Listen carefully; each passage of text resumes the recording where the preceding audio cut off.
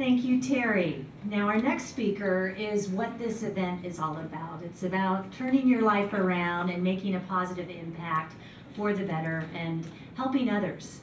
Crispino Kenyatta Leal, he walked out of San Quentin State Prison, a free man, back in 2013. He was in prison for 19 years for possession of a firearm under California's 3 strikes law. Throughout his incarceration, Kenyatta spent his time preparing for his future, academically, vocationally, and spiritually. Kenyatta is a founding member of the Last Mile. He was in fact the first graduating class. He took part of the first graduating class of Last Mile. And Last Mile is a volunteer program that teaches businesses entrepreneurship using Bay Area professionals on a volunteer basis. In 2010, Kenyatta earned his Associate of Arts degree from Patton University, and he graduated as the class valedictorian. He had a 3.95 GPA, pretty impressive. Yes, Kenyatta has been a champion of prisoner health education. He spent a great deal of time of his incarceration at San Quentin. He was employed by Centerforce as a peer health educator. In that role, Kenyatta facilitated HIV and hepatitis prevention classes for thousands of his peers. Upon release, Kenyatta began working. He worked as a paid intern at Rocket Space Incorporated, that's in the Bay Area. And guess what? Now he's earned full-time employment. He is now a manager with the San Francisco-based technology campus at Rocket Space. Please give a big round of applause for Kenyatta. Yeah.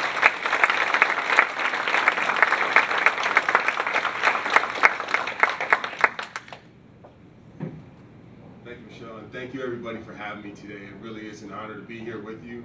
And on behalf of everybody with the Last Mile, I just want to say thank you.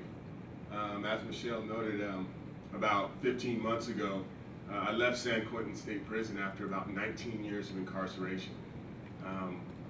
I entered the prison system at 25 years old. And to be honest with you guys, I mean, it was my second term in prison and I just hadn't learned anything. My first term, I went in and I didn't learn anything. And I got out and I fell right back in with the same crowd.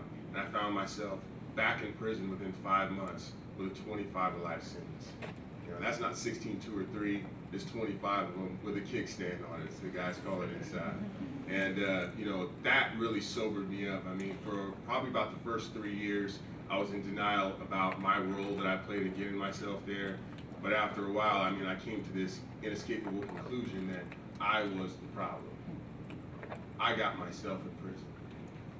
But with that realization, I also discovered that if I'm the problem, I'm also the solution.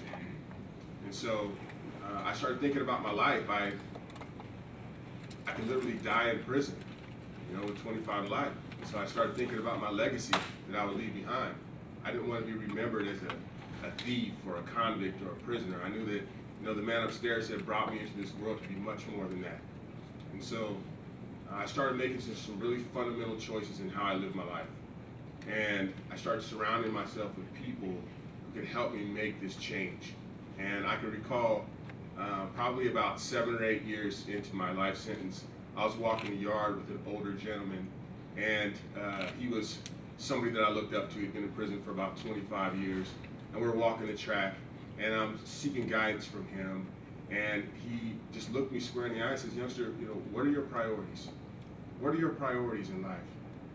And he pulled out a piece of paper and a pencil, he gave it to me, he said, "Write down the 10 most important things in your life." And so I wrote them down. And I gave him the paper back to him. And he looked at it, he looked me square in the eye and says, "You got 24 hours in a day. You work 8 hours and you sleep 8 hours. How many of those remaining 8 hours do you devote to those things that you say are important to you?" So right then it was like a kick in the gut for me, because I realized that while I was talking about what was important to me, I wasn't living it out every day of my life.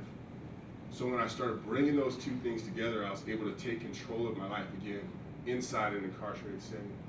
I went back to school, got my degree, and I participated in many programs on the inside that helped me understand my role in the community. And I thought, you know what, if I can do something to add value in the community on the inside, I can definitely do it on the outside. And so I immersed myself in programs, and through these programs, I was fortunate enough to meet a guy named Chris Redlitz, who's a venture capitalist in San Francisco. And he had come to San Quentin to give a presentation about business and entrepreneurship. And afterwards, one of my mentors connected me with him, and he asked me, he said, what do you think about starting a technology accelerator inside San Quentin? And at the time, I had just graduated from college, and it was like the highest thing that you could achieve on the inside. And I thought, you know what, this is a great opportunity. I've always had an entrepreneurial spirit. I just used it in the wrong way. So the Last Mile provided me, we put together this curriculum, and what it's provided me is a framework for change to make that shift from this negative entrepreneurial activity to positive entrepreneurial activity. A support system that started on the inside of San Quentin and is carried over into the outside in society. And real life opportunities for jobs. Now, as a founding member of the Last Mile, part of the curriculum is this, is that once you graduate from the program and you're released, you're guaranteed an internship at a company. Part of these businesses, we built a consortium of businesses who hire people from our program. And I was fortunate enough to meet a guy named Duncan Logan, who's the founder and CEO of Rocket Space, which is a technology campus in San Francisco. And he gave me an opportunity as an intern, and through hard work and dedication, I've turned that into a management position with the company. You know, about 15 months ago, I was commonly referred to as H10983. Today, I'm the manager of campus services, and I'm proud to say that I'm actually hiring men from our program to come work at Rocket Space. Two guys from the Last Mile program now work with me at Rocket Space. And so I'm really, really passionate about creating opportunities for people who are formerly incarcerated. I believe that the formerly incarcerated population can provide an extreme benefit to the workforce. There's so many talented people on the inside. People always look at me and they say, Kenyatta, you're an exception. Well, I wasn't an exception 25 years ago when the judge gave me 25 to life. You know? So how can I be an exception today? The bottom line is that there's a lot of men and women who are in incarcerated settings who are getting out, who are doing the work while they're inside and deserve a second chance when they get out. How do they know this? Because I'm one of them. And I was right there with them. And so for you individuals who are considering hiring somebody who's formerly incarcerated, I strongly encourage you to do so. It makes an impact on the individual, their families, and our communities. So thank you.